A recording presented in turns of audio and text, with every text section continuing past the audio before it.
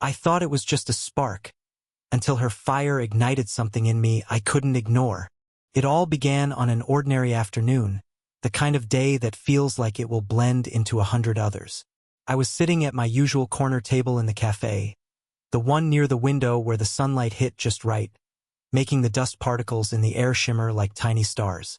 I had my laptop open, pretending to work, though my mind wandered more than my fingers typed. And then she walked in. From the first moment, there was something magnetic about her. She wasn't loud or flamboyant. Her presence was quiet but commanding, the kind of confidence that doesn't announce itself but simply exists. Her hair fell in soft waves over her shoulders, catching the light in a way that made it look like it held tiny threads of gold. The scent of her perfume, warm, slightly floral, not overpowering, lingered in the air even after she passed, subtle but impossible to ignore. I tried to focus on my screen. I really did, but my eyes kept drifting back. She glanced around, scanning the cafe, and our eyes met for a brief second. A small, polite smile tugged at the corners of her lips, one that felt loaded with unspoken stories. My chest tightened, not with longing exactly, but with recognition. Recognition of something familiar yet impossible to name, something that made time pause for a heartbeat. She approached the counter, her movements effortless, graceful, each gesture deliberate yet natural. There was a slight hesitation as she reached for the menu, and I noticed it. Small human details, the kind that tell you someone is more than just their appearance. I watched her fingers brush against the coffee cup she picked up, the way she tucked a strand of hair behind her ear without thinking, and it was as if she had pulled me into her orbit without saying a word. And then it happened. A subtle, accidental touch.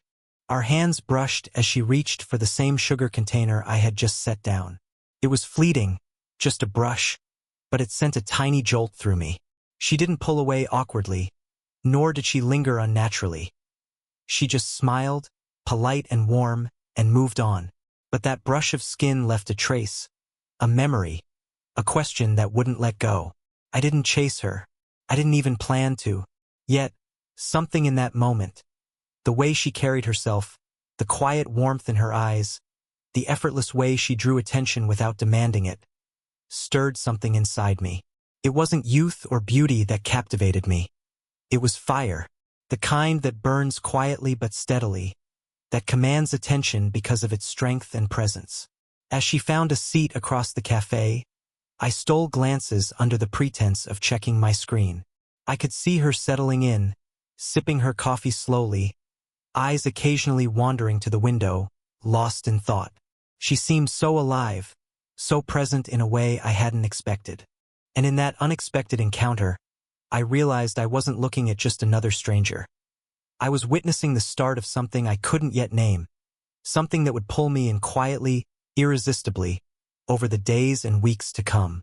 That afternoon, I left the cafe with a restless energy I couldn't explain. The spark had been struck, subtle and unassuming, but it had ignited something far more dangerous and beautiful than I could have imagined. It was the kind of spark that lingers, the kind that quietly whispers, "This is just the beginning." The second encounter wasn't planned. It never is with moments that matter the most. They sneak up quietly, almost casually, but leave impressions that linger far longer than expected. I saw her again a few days later, at the corner bookstore I sometimes wandered into when work felt heavy. She was there, standing in the soft glow of the afternoon sunlight streaming through the tall windows, flipping through a worn copy of a novel I'd once loved. She looked up as I approached the same aisle, and that same spark flared again, the one that had refused to die after our first accidental meeting. There was a brief pause, a tiny acknowledgement, a smile that was warmer this time, as if she recognized me but wasn't quite ready to speak yet. Our greetings were subtle, polite, the kind of hello that carries 1,000 unspoken questions. We lingered near the same section of books, browsing silently. I noticed her hand hover over a title, fingers brushing lightly against the spine before pulling it gently from the shelf. The delicate movement, so unconscious, made me aware of every small gesture. The slight tilt of her head, the quiet hum she made as she flipped a page. I caught myself leaning just slightly closer than necessary, drawn to her in ways I couldn't fully explain. She finally spoke, her voice calm but tinged with warmth. "That's a good one.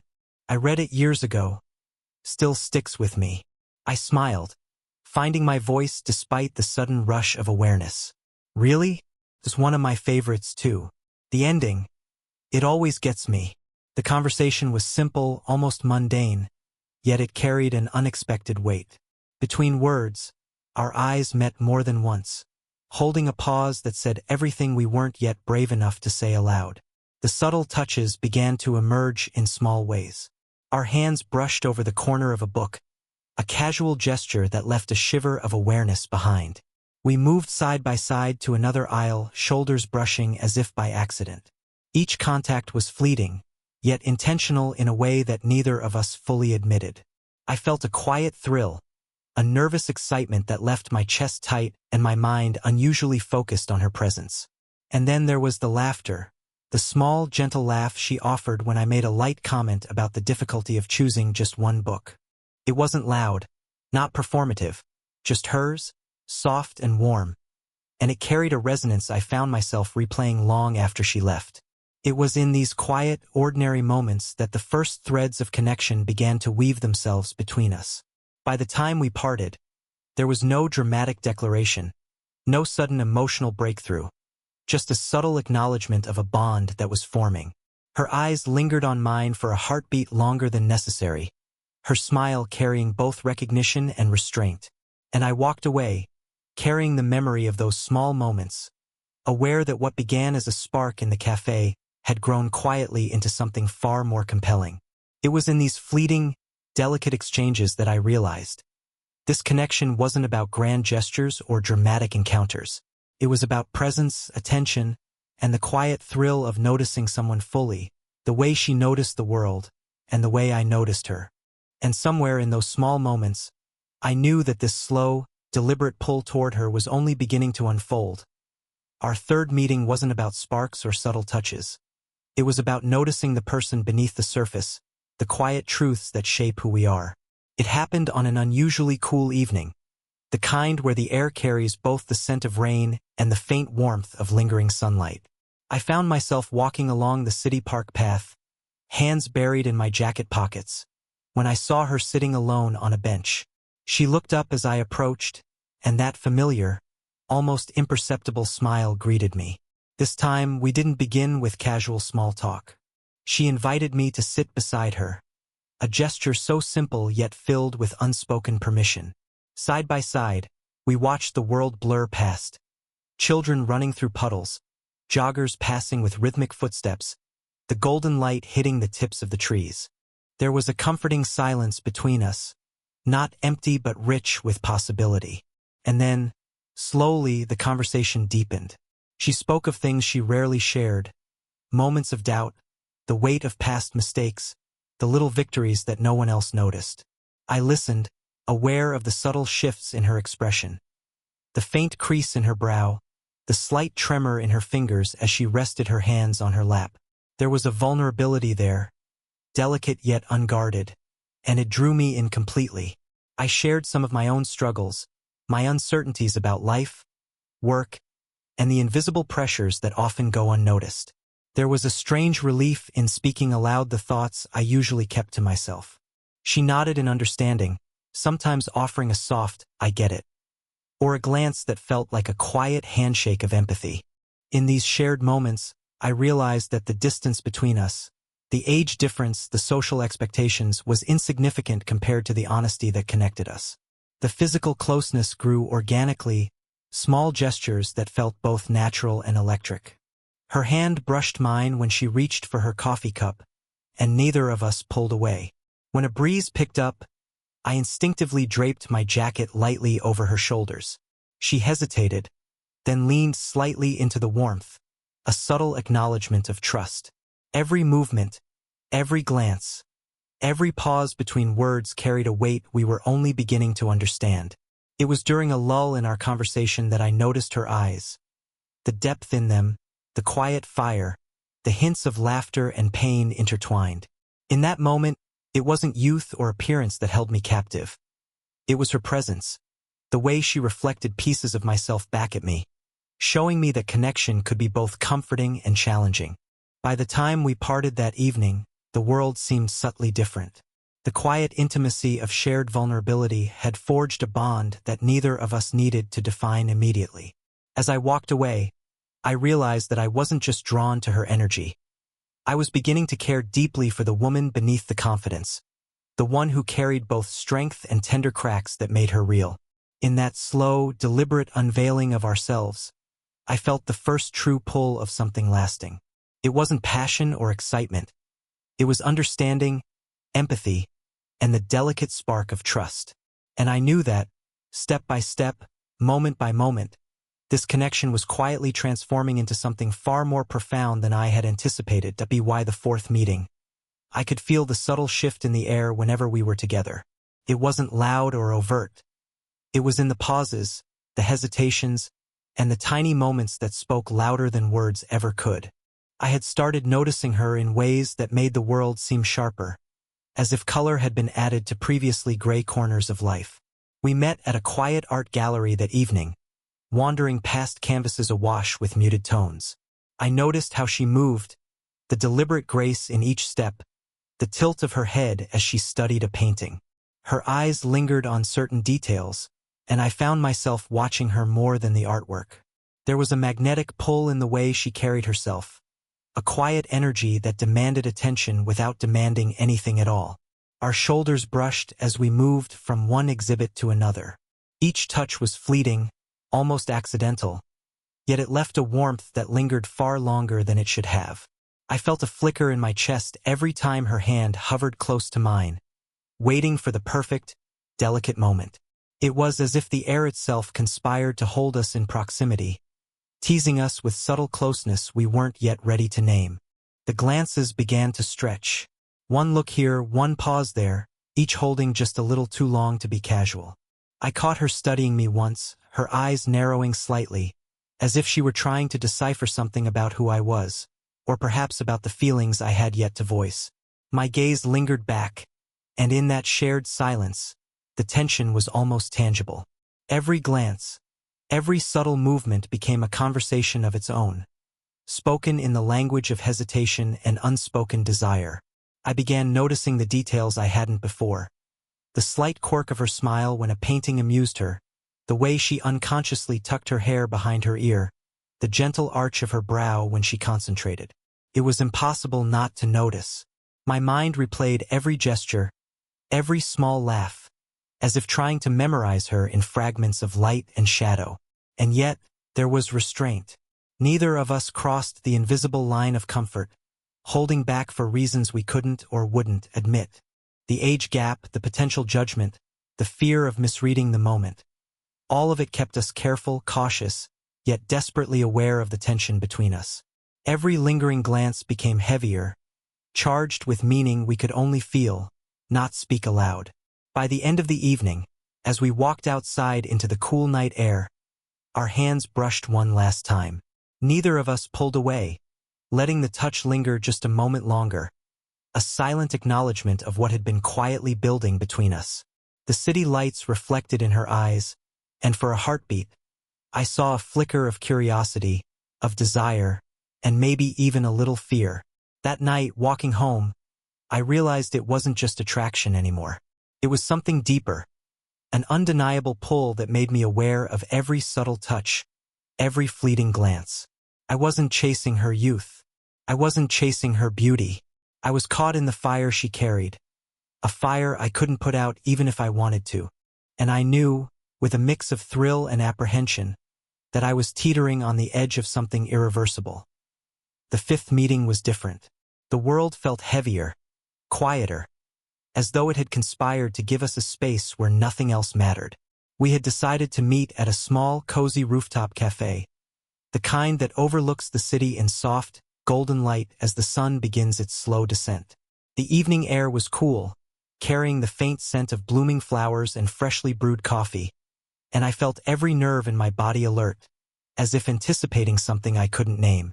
She arrived with that familiar confidence, but I noticed a subtle shift, something softer in her gaze, a hint of expectation or perhaps vulnerability I hadn't seen before. As she approached, our eyes met, and I felt the slow, steady thrum of my heartbeat echo in my ears. The familiar warmth of her presence was both comforting and unsettling, a paradox that left me strangely breathless. We sat across from each other, our knees brushing lightly under the small table. The conversation started casually, almost carefully.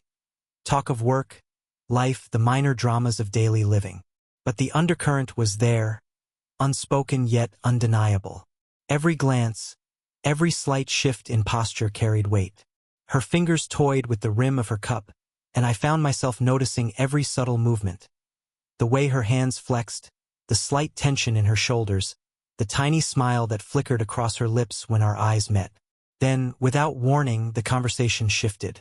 Something she said, about taking chances, about not waiting for life to hand you clarity, hit a chord in me.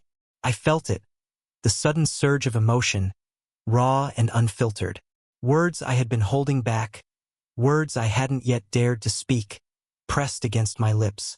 My voice trembled slightly, hesitant, as I began to confess what had been quietly building inside me.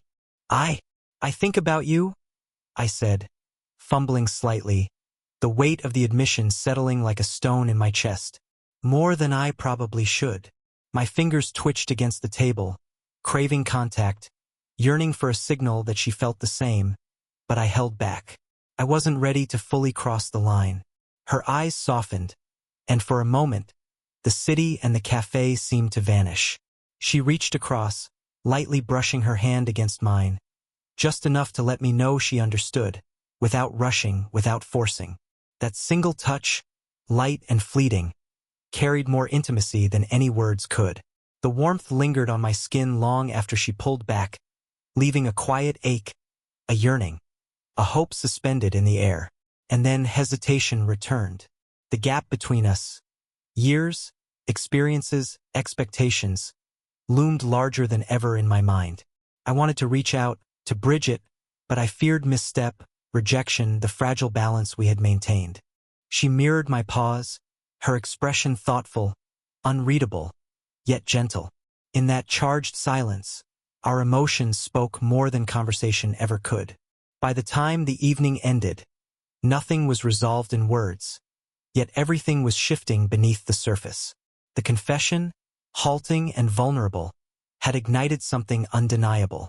I walked away with my chest heavy and my heart racing, aware that the spark we had been nurturing quietly had finally grown into a fire, one that both thrilled and terrified me, and one I knew would demand courage in the days to come.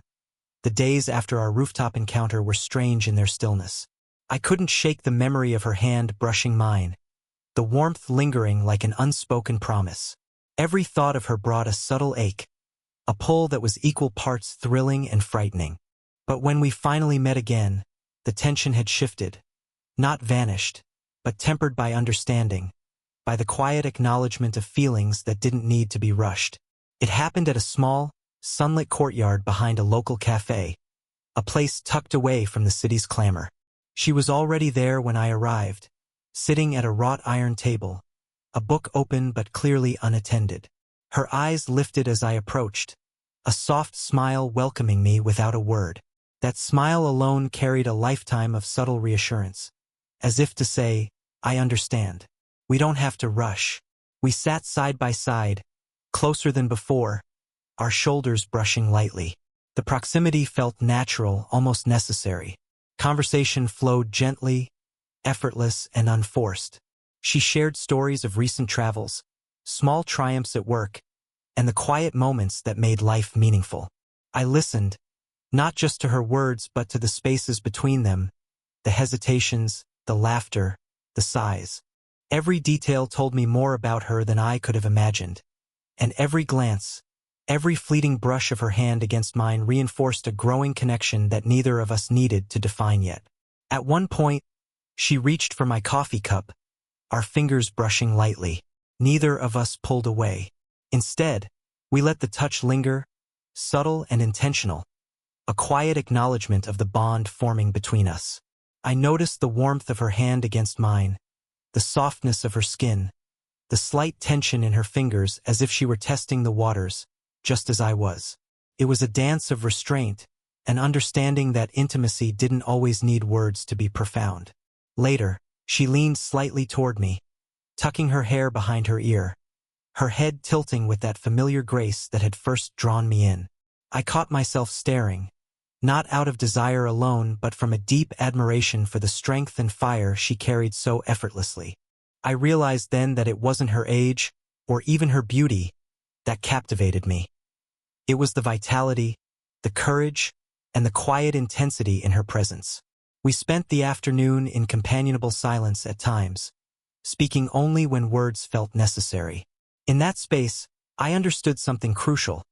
Connection wasn't measured by declarations or dramatic gestures, but by understanding, trust, and mutual respect. Our emotions were real, raw, and unspoken, yet fully acknowledged in the small touches, the shared laughter, the lingering glances. As the sun began to dip below the horizon, painting the courtyard in soft amber light, I felt a profound sense of peace. We didn't need to define the future, and we didn't need to rush. Acceptance had arrived quietly, like the first hint of evening settling over the city. In that moment, I realized that her fire had not only ignited something within me, it had illuminated a path forward, one where emotions could exist fully, deliberately, and beautifully, without urgency.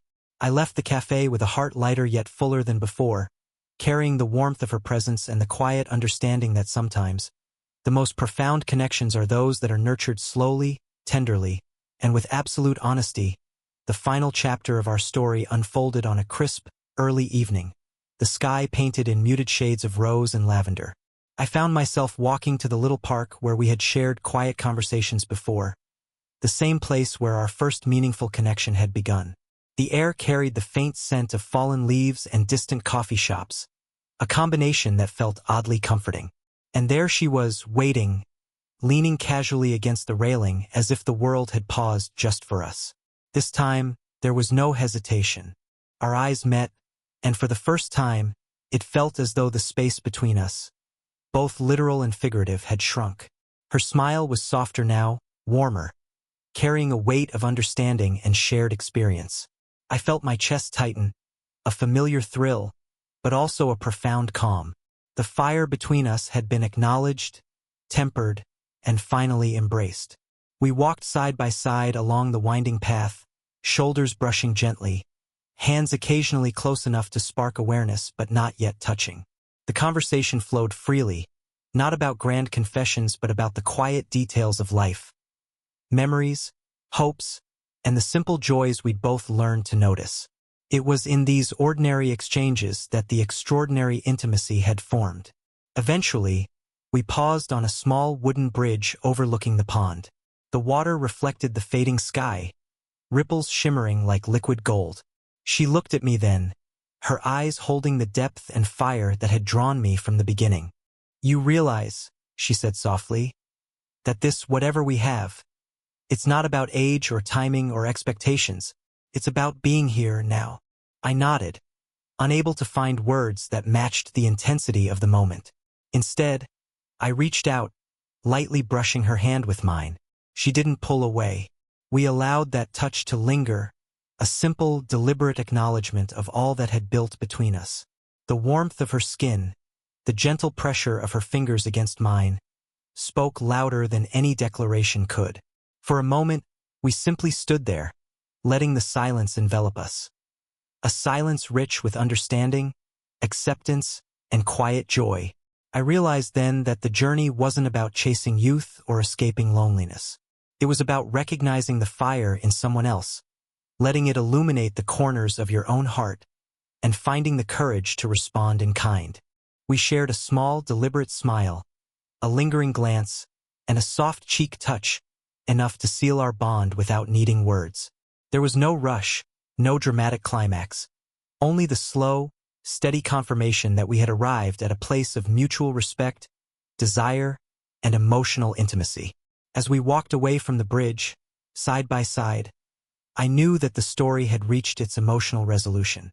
Whether together or changed forever, the connection we shared had transformed both of us.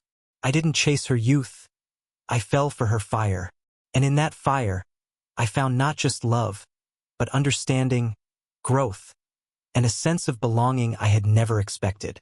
The evening air was cool against our cheeks, the city lights twinkling softly in the distance. And in that quiet, unassuming moment, the story of us reached its perfect conclusion, slow, deliberate, and deeply human.